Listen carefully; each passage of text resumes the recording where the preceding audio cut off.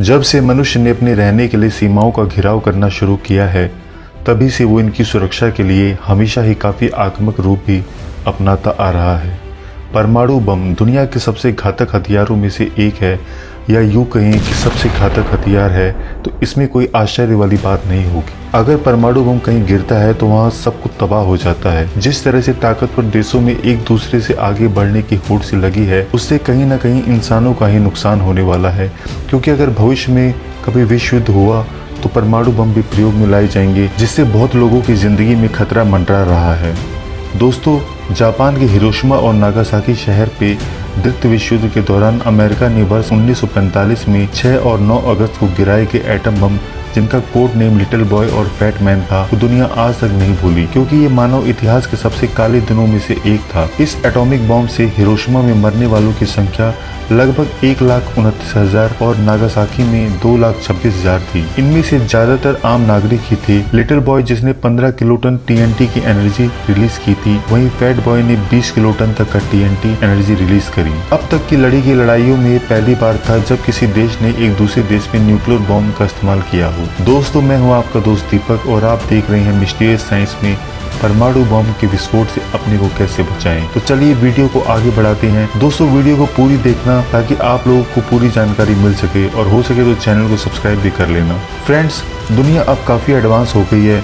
अगर सारी दुनिया के न्यूक्लियर वॉरहेड्स को काउंट किया जाए तो तकरीबन 13,890 न्यूक्लियर वॉरहेड्स हैं, जिनमें से 90% वॉरहेड्स अकेले रशिया एंड अमेरिका के पास है। अब जैसे चाइना का राइज हुआ है और यूएसए एक टेकलाइन सुपर पावर है, और रशिया 1991 के विखंडन के बाद सुपर पावर वाला स्टेटस खो चुका है। आज के दौर में जियो पॉलिटिक्स में काफी टेंशन चलती रहती है। जैसे कि आप देखते हैं, रशियन यूक्रेन वॉर चल रही है, चाइना ताइवान पे वॉर कर सकता है, और चाइना और अमेरिका में भी सुपर पावर की होड़ लगी रहती है। अब सवाल ये है कि अगर कभी सही में वर्ल्ड वॉर 3 हुआ तो आज लगभग हर बड़ा देश न्यूक्लियर पावर वाला है, तो आज के टाइम में हम अपने को कैसे बचा सकते हैं। यहाँ मेरा मकसद आप लोगों को डराना नहीं, बट ह्यूमन अपनी ईगो से कभी जीत नहीं पाया, तो हमें हर संभावना के लिए तैयार रहना चाहिए। तो चलिए पहले न्यूक्लियर बम के विस्फोट होता है तो क्या होता है यह जान लेते हैं। अगर न्यूक्लियर बम किसी बड़ी आबादी वाले शहर पे गिरता है और आप लोग मेन एपिक सेंटर में आते हैं, तब आप लोगों के बचने की संभावना -0 ही रहेगी, और आप भगवान से प्रार्थना करके अपने जीवन में एक भूल के लिए माफी मांग लो, क्योंकि कुछ सेकंड में ही आपका शरीर पंच तत्वों में विलीन हो जाएगा। न्यूक्लियर बॉम्ब के हमले को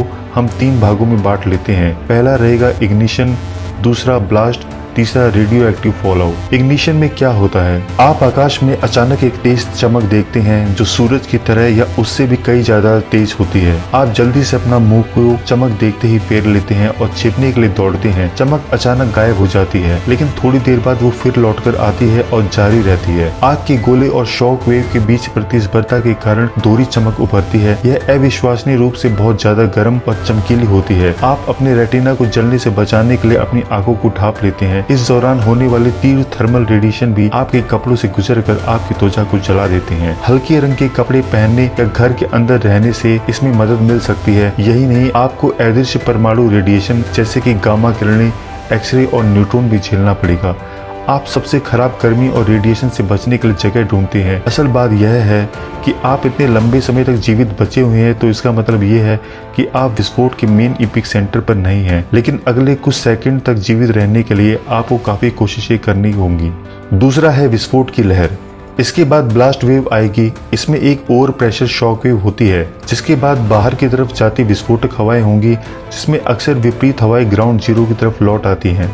यह विस्फोट की क्षमता और ऊंचाई के आधार पर एपिक सेंटर से एक निश्चित दायरे के भीतर सभी बिल्डिंग्स और पेड़ को नष्ट या क्षतिग्रस्त कर देगा। उदाहरण के लिए, एक 15 किलोटन बम में लगभग 100 मीटर का आग का गोला होगा और एपिक सेंटर के चारों ओर 1.6 किलोमीटर तक के दायरे में पूर्ण विनाश का कारण होगा। शॉक वेव ध्वनि की गति, जो कि लगभग 343 मीटर प्रति सेकंड है, की तुलना में तेजी से यात्रा करती है। इसलिए यदि आप भूकंप से 1 किलोमीटर दूर हैं, तो आपके पास बचने की जगह खोजने के लिए 3 सेकंड से भी कम समय है। अगर आप 5 किलोमीटर दूर हैं, तो आपके पास 15 सेकंड से कम का समय है। आपको थर्मल और परमाणु रेडिएशन से खुद को बचाने की आवश्यकता होगी, क्योंकि इनके संपर्क में आने पर आप मर सकते हैं।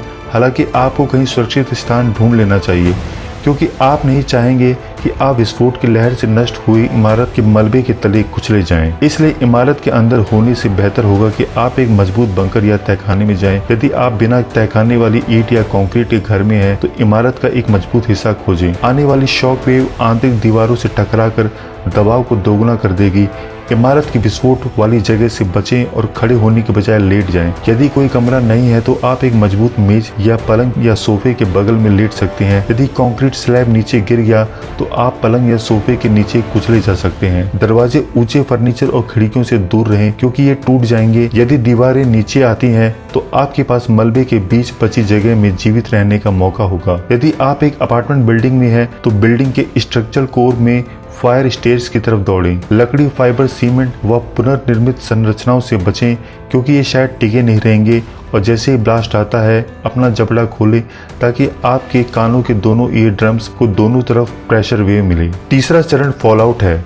बम से जहरीले रेडियोधर्मी कणों का एक बादल विस्फोट के दौरान ऊपर उठ जाएगा और हवा में जमा हो जाएगा, जिससे आपके रास्ते में आने वाला सब कुछ दूषित हो जाएगा।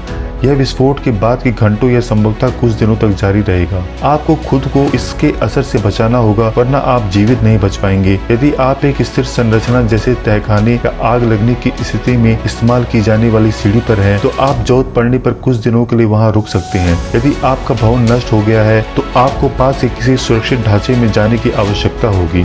सभी दरवाजे, खिड़कियां और हवा गुजरने के स्थान को बंद कर दें।